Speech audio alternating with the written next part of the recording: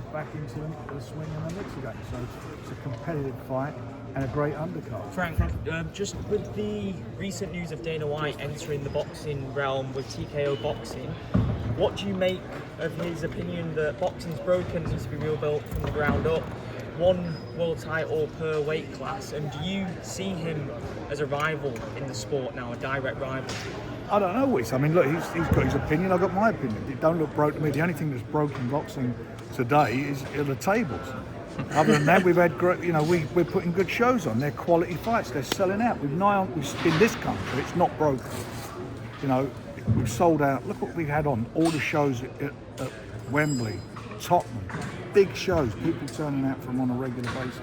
Look at what's happening with just our shows that we're putting on.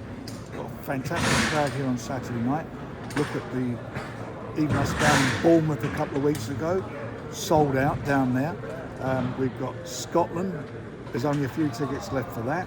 We've got as I just said, the Anto Kakachi fight and Lee fight. That's a cracker of a fight. We're doing fabulous. I can't complain. That's his opinion. Will he be a rival? We'll see. Do you think he's capable of overhauling the sport in the way that he wants, doing one title per weight class? That's his choice. He'll do what he wants to do. He's been very successful at what he does. We're very successful at what we do. Are you open to collaborating with him if that opportunity arises? We're in the era of collaboration with everybody. Final one for me. Obviously not surprising in the current state of boxing, but Jake Paul challenged Anthony Joshua and Eddie Hearn and Anthony Joshua entertained the idea. What have you made of that situation? Well, I made of it. Yeah. I'll let you know if and when they make the fight. Just in terms of the fact that is now seriously considered by world class fighters like Anthony Joshua, like Canelo, considered taking that fight. What do you make of Jake Paul in this realm?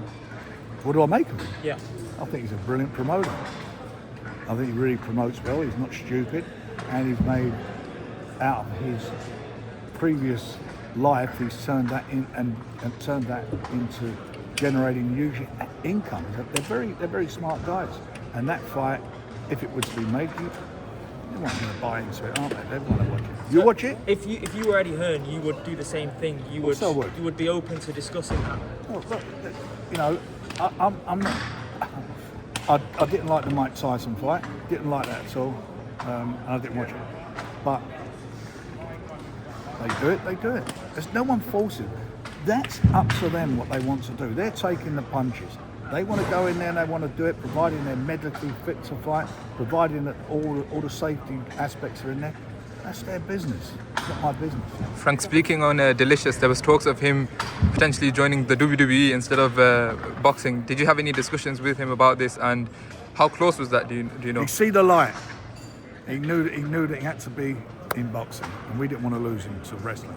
Frank, have you spoken to Tyson Fury? Have you changed his mind? Have you spoken to him for any game back in the ring? I haven't spoken to him in a couple of weeks, and I certainly wouldn't try and change his mind.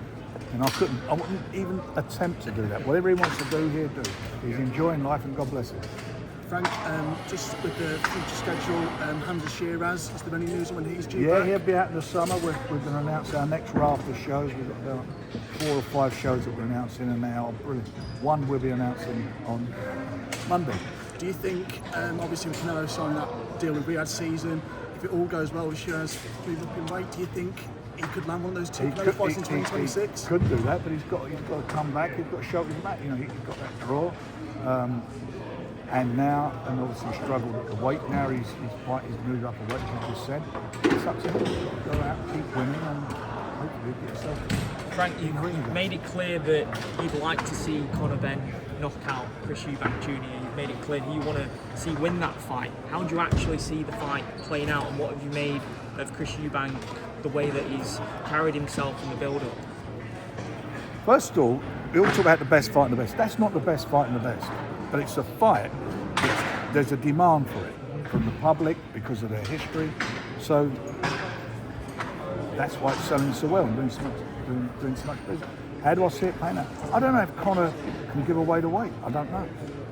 I hope he can. Do you agree with Chris Eubank Sr. where he says that the fight is unsafe to make due to the weight?